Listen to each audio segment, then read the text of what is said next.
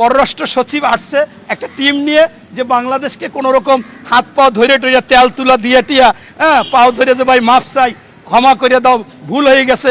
ওই যে শুভেন্দ্র অধিকারী ওটা একটা পাগল, ওটা একটা ছাগল, ওটা আমাদের দলে নাই, এ যা বলছে এটা আমাদের রাষ্ট্রীয় কথা না। কিন্তু বাংলাদেশের মানুষ স্পষ্টভাবে জেনে গিয়েছে যে এইটা কোনো ব্যক্তি বা দল করেনি, ওই দেশের মোদি সরকার এবং এখানে যারা। আসসালামু আলাইকুম, বিসমিল্লাহির রহমানির রহিম। যে যেখান থেকে এই ভিডিওটা দেখতেছেন মনোযোগ দিয়ে দেখুন। দেশ থেকে দেশের বাইরের থেকে যে যেখান থেকে দেখতেছেন এবং ভারতের নরেন্দ্র মোদী এবং সুবন্ধ বাংলাদেশে জনগণের কাছে ক্ষমা চাচ্ছে আমাদের ভুল হয়েছে কখনো আমরা এরকম করব না সচিবের মাধ্যমে এবং মমতা ব্যানার্জি বলছে ভারতের লোকদেরকে আপনারা বাংলাদেশ নিয়ে চিন্তা করতে হবে না। বাংলাদেশের মুসলমান হিন্দু তারা ঠিকই আছে, আপনারা অরাজক লাগাবেন না আপনারা দেশের চিন্তা করুন।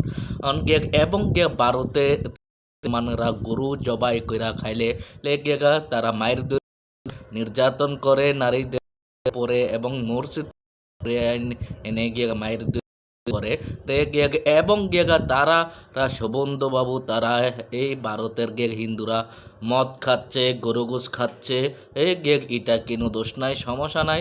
এবং মুসলমান যদি হালাল জিনিস গরুর মাংস খায় ভারতে বলে সুবন্ধু বাবু আমার মাকে খাচ্ছে, আমার মা বাবাকে খাচ্ছে, তারা কেন খাচ্ছে? আর আকাডার আকাডা ঘরে ডান্ডি তোরা যে খাস ডান্ডি হইয়া গরুর মাংস, সেটা দোষ নাই। মুসলমান ভাই বোনেরা হালাল গরুর মাংস খাইলে দোষ। হ্যাঁ, এবং মোদি ভাবছে এটা শেখ হাসিনার বাংলাদেশ যখন মন চাইবে তখন এটা করতে পারবে।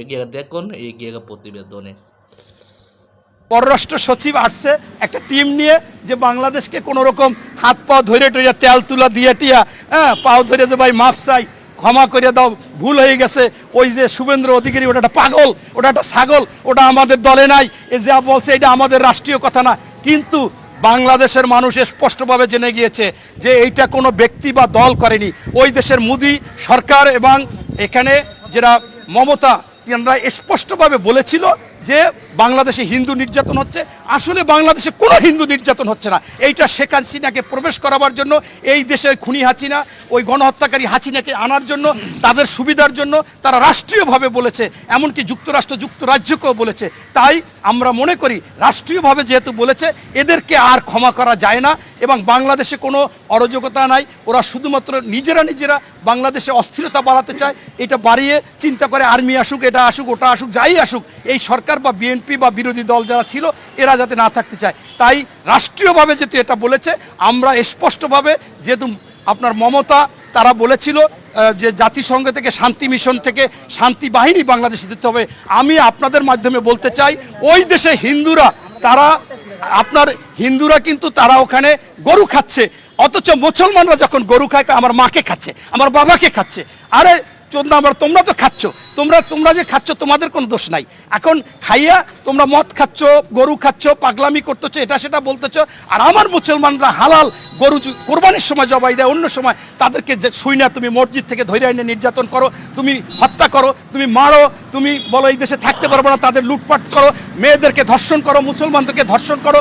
মুসলমান 22 থেকে 26% মুসলমান, তাদেরকে সরকারিভাবে তুমি 1% মুসলমানকে চাকরি দাও না, অথচ আমার দেশে মাত্র 6% হিন্দু, সেখানে আমরা 38 থেকে 40% লোককে চাকরি দিই। এই বৈষম্য, এই জন্য ভারতে যেটা আপনার ওই যে মমতা বন্দ্যোপাধ্যায় নাকি উনি যেটা বলতে চাইছিল ভারতে মুসলমানদের রক্ষার জন্য শান্তি বাহিনী দরকার, এই বাংলাদেশে না। এইটা ভুলবশত বইলা ফেলাইছে যে বাংলাদেশে। আমি মনে করি ভারতেই এখন শান্তি বাহিনী দরকার মুসলমানদেরকে রক্ষা করার জন্য, তাদের অধিকার রক্ষা করার জন্য। এটাই হচ্ছে মূল কথা। ধন্যবাদ। আমি এখন না, 5ই আগস্টের পরে বারবার এই অন্তর্বর্তীন সরকারের কাছে বলেছি, দাবি জানাইছি, আপনাদের মাধ্যমে আজকেও দাবি জানাই, খুনি হাসিনা, গণহত্যাকারী হাসিনা, অর্থ পাচারকারী হাসিনা, যিনি আইনকে তার পেডিকোটে বানিয়েছিলেন, এই কোট সেই কোট, শেখ হাসিনার পেডিকোট সামাজিক মাধ্যমে বলেছে, এই দেশে অর্থ পাচার করেছে, এই দেশে দুর্নীতি করেছে, লক্ষ লক্ষ কোটি টাকা পাচার করেছে। আপনারা জানেন যে একটি পদ্মা সেতু, যেখানে জাইকা বাংলাদেশের আর্মি মিলিতভাবে 20% বেশি ধরে 8,983 কোটি টাকা হওয়ার কথা ছিল, সেটা 70,000 কোটি টাকা করেছে। তার মানে কত বড় চোর না, এটা ডাকাইত। এমনকি এই যে ছাত্র বৈষম্য বিরোধী আন্দোলনের 2টি মেট্রো রেলের ট্রেনের স্টেশন সমস্যা হয়, সেখানে তিনি কান্নাকাটি করে সকল জনগণকে বুঝাইল যে 300 কোটি টাকা থেকে 500 কোটি টাকা লাগবে এবং শেষ হইতে হইতে প্রায় লাগবে 6 মাস। অথচ এই অন্তর্বর্তীকালীন সরকার মাত্র 1,37,00,000 টাকা সেটা শেষ করে দিল। অতএব এরা যে চোর, এরা যে ডাকাত। তাই আমি মনে করি আজকে বাংলাদেশে উস্কানিমূলক এবং বাংলাদেশে অরাজকতা সৃষ্টি করা এবং বাংলাদেশে অস্থিরতা করার জন্য, বাংলাদেশের ক্ষতি করার জন্য, এই বাংলাদেশে যে কোনোভাবে আবার ঢোকার জন্য তিনি বিভিন্ন রকম বিভ্রান্তমূলক বক্তব্য দেন। এই বক্তব্য বাংলাদেশের সরকার বর্তমানে যারা আছে তারা কোনোভাবে বাংলাদেশে কোনো টিভি চ্যানেল, কোনো সামাজিক মাধ্যমে, ফেসবুকে কোথাও চলতে পারবে না। ইতিমধ্যে আপনারা দেখেছেন গতকালকে আমাদের প্রধান উপদেষ্টা তিনি এই ফেসবুক কর্তৃপক্ষকে যেন আসলো, আমি নামটা বলতে পারতেছি না, যা উনি আসার পরে ওনার সাথে কর্তৃপক্ষের সাথে আলোচনা করেছে যে ফেসবুকে শেখ হাসিনা বা আওয়ামী লীগের বা এইরকম বিভ্রান্তমূলক, এই উস্কানিমূলক সকল বক্তব্য প্রত্যাহার করতে হবে এবং এখানে দেওয়া যাবে না। ইতিমধ্যে আপনারা জানেন আন্তর্জাতিক আদালতও সেটা সিদ্ধান্ত হয়েছে, তার এই ধরনের বক্তব্য বাংলাদেশ প্রচার করবে না। এটা চলমান থাকা উচিত এবং আরও এটা কঠিনভাবে থাকা উচিত। ধন্যবাদ। আপনি দেখছেন এবং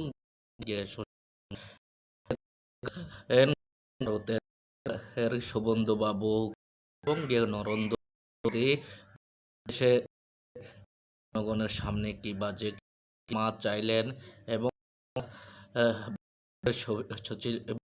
সুশীলা এর মেয়ে এবং উদ্যপন্থী এর লোকেরা চাইতেছে বাংলাদেশের ভিতরে হিন্দু মুসলিমের একটা লাগানোর জন্য এবং ভারতের লোকেরা চাইতেছে বাংলাদেশ ঘটক সেনাবাহিনী আসক, নৌবাহিনী, পুলিশ এসব আসক গিটা চাইতেছে যে আইজো বাংলাদেশের ভিতরে আইজো ভারতের রইয়া গেছে, সে ভারতের দালাল আমার মুসলিম ভাই বোনদেরকে বলতে চাই এবং আমার হিন্দু ভাইকে বলতে আপনার কই কথা শুনে আপনারা কই মন খারাপ এবং আপনারা সৃষ্টি করবেন না। তারা বাংলাদেশ লাগানোর জন্য এর মতে আমি নিচ্ছি পরবর্তীতে দেখা হবে নিত্য নতুন নিউজ সুযোগ করে দেবেন, সাবস্ক্রাইব দেবেন। আসসালামু আলাইকুম।